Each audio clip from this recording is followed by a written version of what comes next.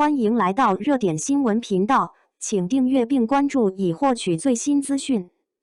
中餐厅酒里的小哭包丁禹兮，当感性撞上离别，那么脆弱的真诚有多动人？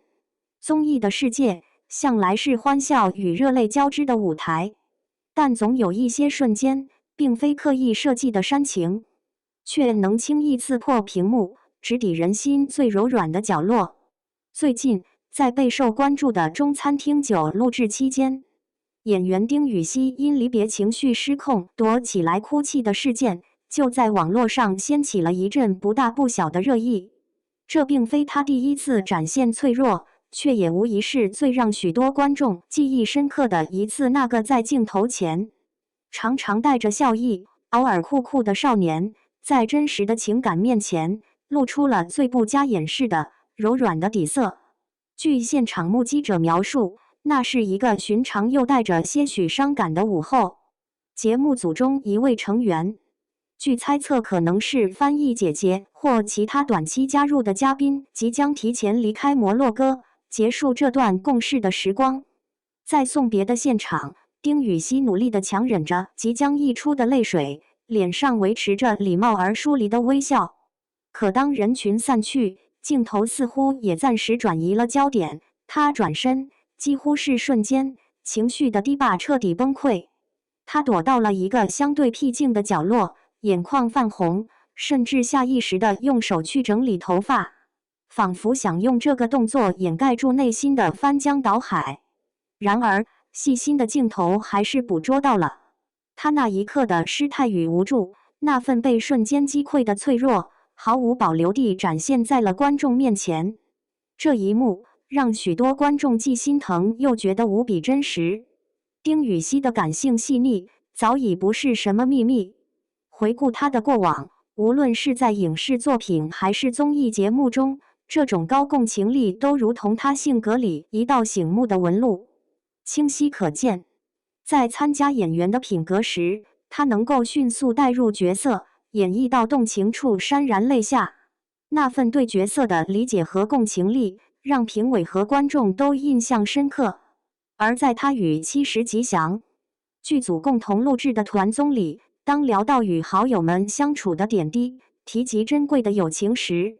他也曾一度哽咽，言语间满是真挚的情谊。此次在中餐厅中的情绪失控，与其说是一个意外，不如说更像是一种行为惯性的自然流露。当触及到内心柔软的触发点，他的情感便如同决堤的洪水，难以自抑。网络上，多数网友对于丁禹兮的这一表现给出了温暖的回应。许多人称赞他破碎感与真诚兼具，认为这种不加掩饰的情绪流露，反而比刻意维持的完美人设更加动人。毕竟，在这个习惯了逢场作戏的娱乐圈，一个能够真实表达悲伤，不畏惧流露脆弱的艺人，本身就带着一种稀缺的珍贵感。当然，也有少数声音质疑，认为这或许是刻意为之，是为了博取同情，营造人设。但细究之下，这种质疑似乎站不住脚。多家媒体账号，如中青网、文娱等，以及一些参与录制的观众，都从路透的细节中佐证了丁禹兮情感的真实性。他并非在镜头前表演哭泣，而是在真实的离别情境下，被情绪瞬间淹没。那红肿的眼眶和试图掩饰的小动作，都显得那么自然，那么不像是精心编排的结果。更深层次的看，丁禹兮在中餐厅9中的情绪波动，或许也与他在节目中的多重角色和身心状态息息相关。这不仅仅是一档简单的美食综艺，对于丁禹兮而言，他更像是一个多面手。从风尘仆仆外出采购的奔波，到仔细核对每一笔账目的财务担当；从在后厨与烟火气共舞，到在餐厅前台用流利的英语与外国客人交流。他甚至还主动承担起文化宣传的职责，在开业当天展示了舞龙技艺，用娴熟的长嘴茶壶表演泡茶，甚至还脑洞大开，用丝瓜瓤配饰这种充满生活智慧的创意，来推广传统的生活美学。可以说，他几乎是全身心地投入到了这个移动的中餐厅里，承担了远超一般嘉宾的工作量。连续的高强度工作，无疑让他的身心都承受着巨大的压力，也使得他的情绪阈值被不断拉低，变得更加敏感。离别恰好成了那个压垮骆驼的最后一根稻草。更值得玩味的是，丁禹兮从一开始就将这档节目视为一个弘扬传统文化的窗口。他精心准备了国潮文创饼模、熊猫徽章等充满中国特色的小物件，并在餐厅开业演讲中铿锵有力地强调着中国速度与文化自信。这种强烈的使命感，让他对整个团队的协作、对餐厅的运营成果产生了更深层次的依恋。餐厅不仅仅是一个赚钱养家的场所，更是一个共同创造、共同守护的文化符号。当团队成员离开，这种依恋便转化成了难以言说的失落与伤感，最终以泪水的形式爆发出来。当然，丁禹兮的感性并非只有离别的悲伤，在中餐厅的录制过程中，他的细腻与善良还体现在许多未被镜头完全捕捉到的细节里。比如，面对粉丝自发组织的逆应援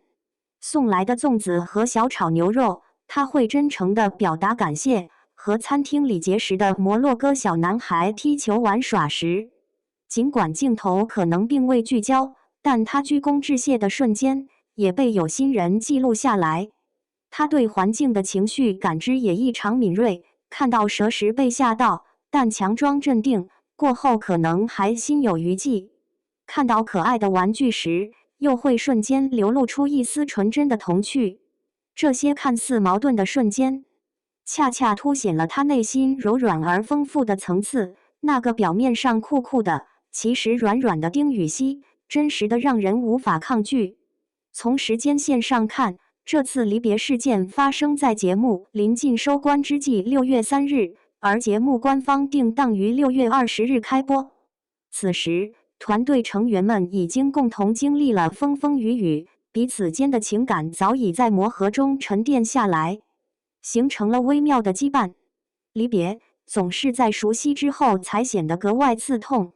丁禹兮的情绪崩溃，或许正是这份沉淀情感的集中释放。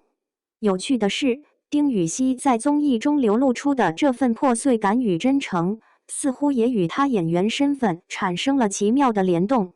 他此前在《御赐小仵作》等剧集中展现的战损美学演技，以及即将播出的《淮水竹亭》中张正这一角色的深度刻画，都让业界和观众看到了他驾驭复杂角色的潜力。